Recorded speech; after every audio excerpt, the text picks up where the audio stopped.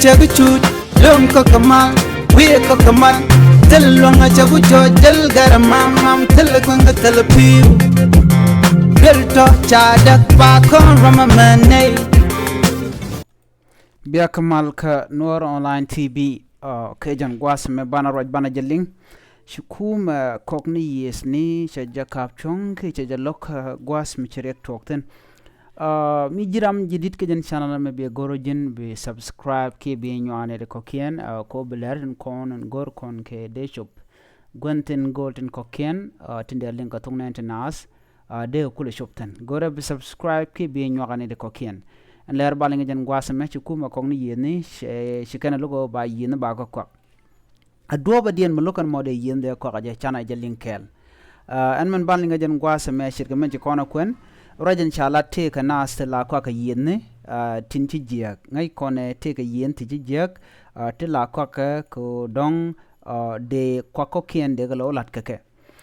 shit kamen ta al ne tat ki dar yesni ke te la chal ke tong yenni de kon chol tong ngai kone to tong te ka tin bs kana muni ki ene dormi ci jek shu mana kwak torbiele tinci jek yene tala lat ke dwel kene shuk torbiele tala kwainke gatin tiane ke bikan ka nyok mu kan ka kugnetin gor ka kinetin konti la ka wialo lat ko kan kwa to ti jek la tong wialat ke kene bies kan ko kiene tone ken ko ci ke jek la ka kwainka gad bikan nyok ko ba kugne ko kien jan missionamo shala do misha kwakto to dol gwaskel ba ka las ka turbil medit ko ba ka kulo wonyo ka mi lo ka reilane ki ba ka nanga kampana mandan be kulo wonyo ko milet kan ka kana to ka diditin an do ban lokumo be kwakto to kapchong o te ka turbil kel mi tiang ka yidne tin la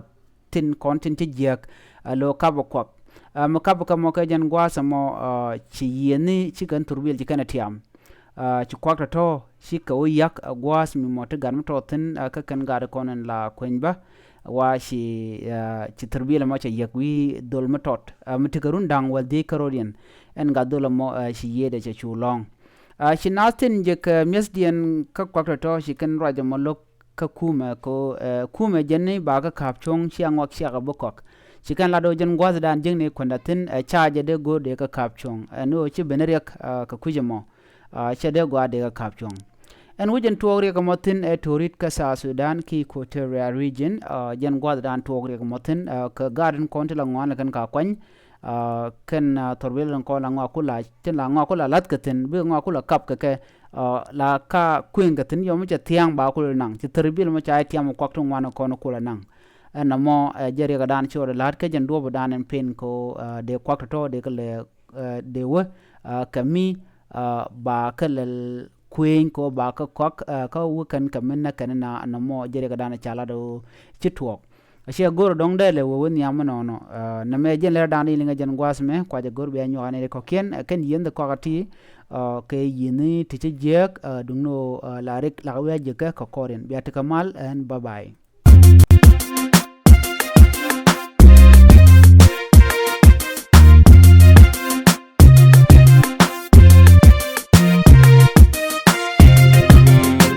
chaguchut lum ko kamal we ko kamal